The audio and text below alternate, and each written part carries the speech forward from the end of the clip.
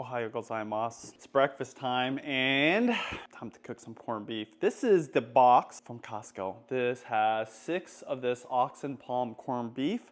So I'm gonna make some corned beef hash for breakfast. I really enjoy cooking corned beef hash because it's really simple, but it's so delicious and one of the kids' favorites. We use 2 cans of this oxen palm corned beef just because there's 7 of us. These are onions from the farmer's market from one of my favorite local farmers, actually right in our neighborhood where we live. Always add some garlic. This is the pre-peeled stuff from Costco. If you see this, it's totally worth buying. If you buy a lot, we'll probably use most of it. These are potatoes from my other favorite vegetable farmer at the farmer's market. This is the first of the season that I'm buying. So much flavor. I don't know. I don't even know how to describe it. Normally when you think of a potato, it's just a starch, you know, add some calories, but these potatoes legit. And really any potatoes you'd find at the farmer's market, way better than store-bought. I'm using beef tallow for my oil. You guys already know. It's just way healthier, and why not? Because this is what I rendered off my beef stock. You can't have corned beef without some eggs, so we're gonna do some fried eggs on top. And our little secret is tomatoes. So this is something that Judy started doing. This is a perfect way to add even more flavor, more umami, but also to deglaze the pan. So when you're cooking this, there's gonna be some bits and pieces just kind of stuck to the bottom. So this is a great way to get some moisture in there. So that's why I'm using a tomato. This is an heirloom tomato. It's kind of funky looking, different colors, delicious, so good. This is not from the garden. This is actually from the grocery store. Last but not least, rice. We've got the Zoljirushi going. It's got 14 minutes left. By the way, I'll put the link to this. Expensive, but if you eat a lot of rice, you should definitely have a rice cooker. But also, this actually cooks rice in 45 minutes if you set it to the quick setting. But more importantly, it cooks brown rice really well. Makes it nice and fluffy. Let's start cooking. Make sure you always have your mise en place ready to go. I'm using a regular stainless steel pan today. Got my bowls for the different ingredients. I just have this cutting board, so I have all my tools ready. I'm just using spatulas today. And then got my knife and got my garlic cutting board. Tomato, I just want to take that little part off.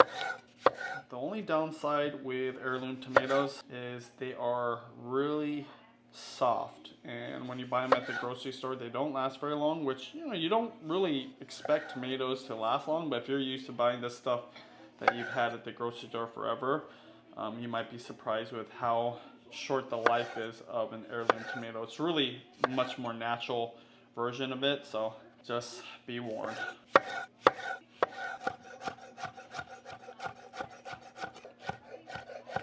Even though these are still in big chunks, they're gonna really cook down and a lot of that moisture is gonna be removed. So you won't even notice it in your corned beef once you're done. Next, onions. Love having onions in there. I think that's probably pretty basic for most people. Nothing fancy here. Yeah, I'll remove that outer layer. When I was buying these, the lady said these are technically green onions or light green onions. I use them just like regular onions. I would use them for dishes I use green onions in, but they definitely are a little bit different. They're not quite green onions in my opinion.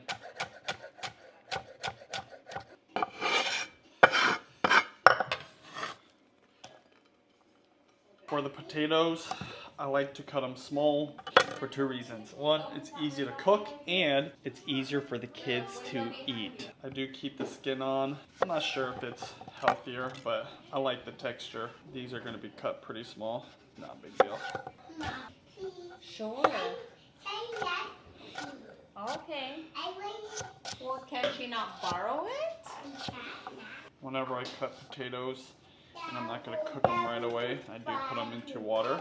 I'm not sure if this is with all potatoes, but a lot of potatoes we buy, the color turns. Typically, the farmer's market ones don't turn as fast, but I'm not sure why that is. And they'll be ready to go when I'm ready to cook. Garlic cutting board. I'm just going for a rough chop here. I don't want to over chop these.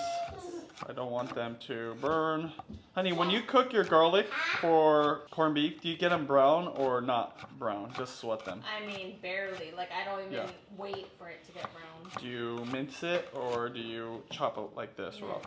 No, Oh, you do mince? I use a garlic mincer. Oh. You could, I mean, I could. Vivace, our favorite. Tamp it.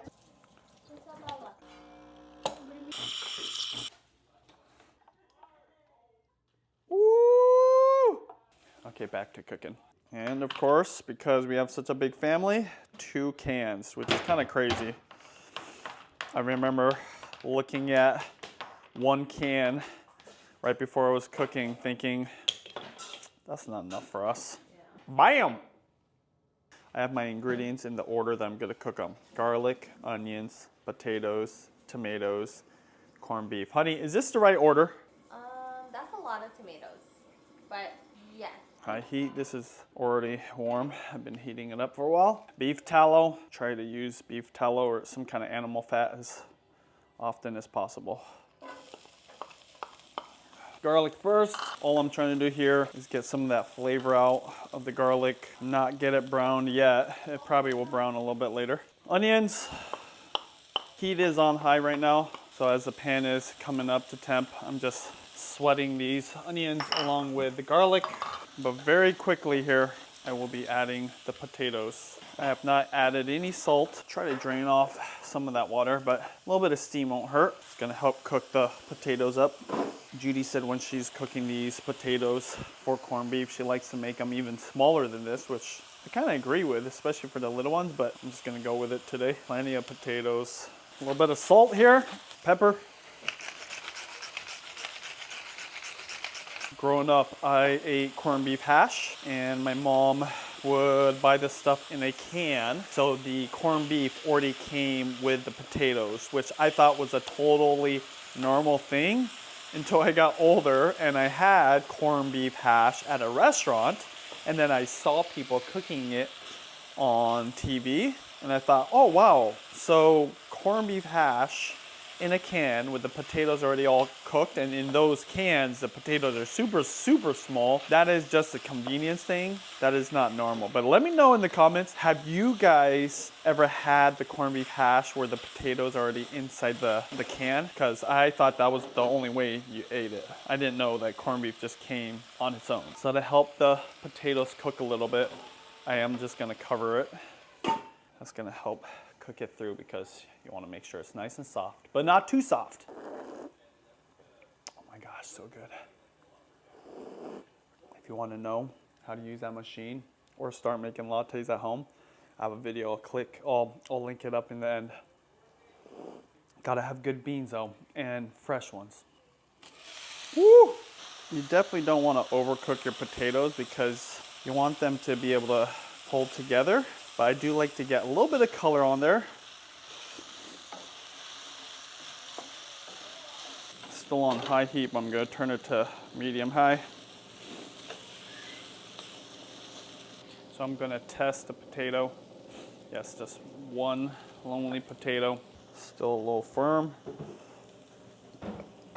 See, this is the thing. They were a little smaller, faster to cook. It's all good. See all these little crusties at the bottom? I want to get all that flavor. That's where the tomatoes come in, which I'm going to add now because these potatoes are on their way to being done. They're not quite done yet. Judy says this is too much, but the flavor of an heirloom tomato, whew. Turning up the heat on high, a little extra salt. See, I can already see the bits at the bottom of the pan coming off. I am gonna help it a little bit. These are super firm tomatoes, so there we go. A little bit of chicken stock deglaze that pan. Cover it. This should be done in about a minute. See that? All coming off the bottom. That is pure flavor at the bottom of the pan, so use your spatula and scrape it a little bit. This also helps to clean your pan a bit. You want that pan to be clean Doesn't have to be perfectly clean, but when you put the corned beef in, you don't want it to burn whatever is at the bottom of the pan. So I kind of scrape it with my wooden spatula. But those potatoes are definitely good to go. Turning off the heat, just scraping off the last bits. This is just right barely to the point where it would be too soft. So I'm gonna remove it. Oh yeah, it's just barely there. It's so close to, I mean, if I left in there for 30, 60 more seconds, it would have been overdone.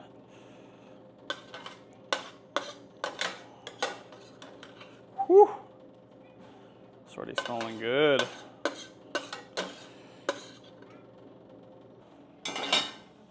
I did rinse out the pan. I just want to make sure there's nothing that's gonna burn.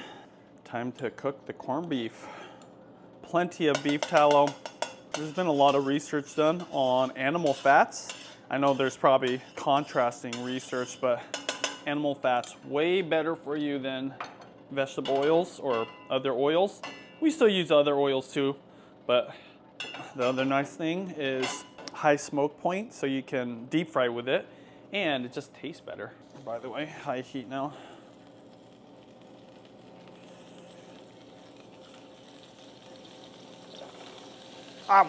Splattering a little bit. I like using a metal spatula so I can really break it apart. Honey, do you find that corned beef in the can is already salty, or do you add salt? No, it is salty. Yeah. I would add pepper. Oh yeah, pepper. There you go, you heard it from the expert. This is a dish that I have cooked many, many times, but over the past decade, after having kids, this is the thing that Judy cooks the most, I'd say, for breakfast. So there's some moisture in here that I want to get rid of. I want it to be a little bit more dry. And then what I'll do is I'll add all this back in there and then just really let it crisp up at the bottom, because those bits and pieces is so delicious. So that's what you're trying to achieve here. But I'm just gonna let this cook for a little while.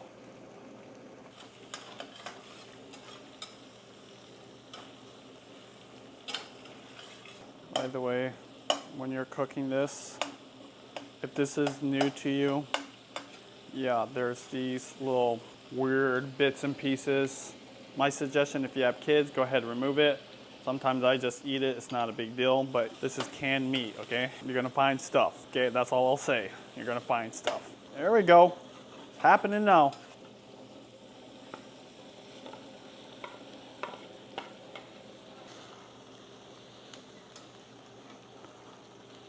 So at this point, I'm just gonna let it really cook the outside.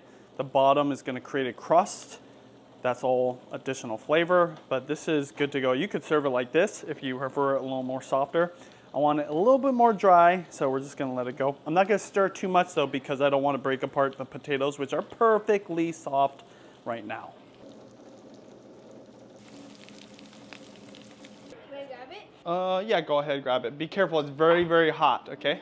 I mean, you can put it on. Why do I still think food is ready, but it's only ready in... Oh, it's just hot.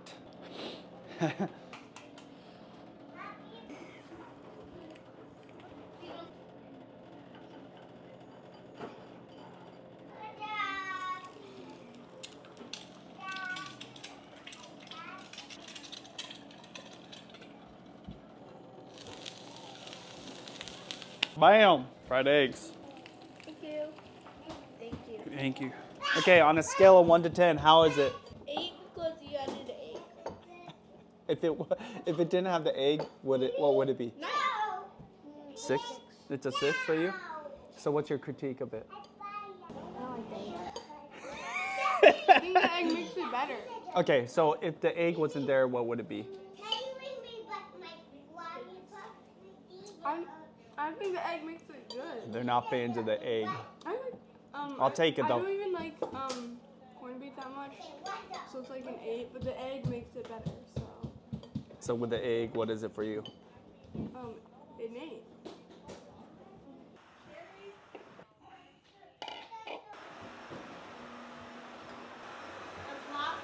Really? Yeah. What are we gonna do about that? Corned beef. Done. Always gotta have a fried egg on there. When I eat corned beef, normally I like to have ketchup with it. I don't know if that's just me. Honey, did you grow up using or eating ketchup with corned beef? Corned beef has this unusual place in my life because I grew up eating this. My mom being Japanese, she only made it probably because my dad liked it and he's Irish. But Filipinos like corned beef, right, honey? Oh yeah. The kids love this. This is one of the reasons I love this dish because the kids genuinely love corned beef hash. Try it if you never tried it, or if you want to try our method, adding the tomatoes, really good, or make it your way, whatever way that is. Mm-hmm. Yep.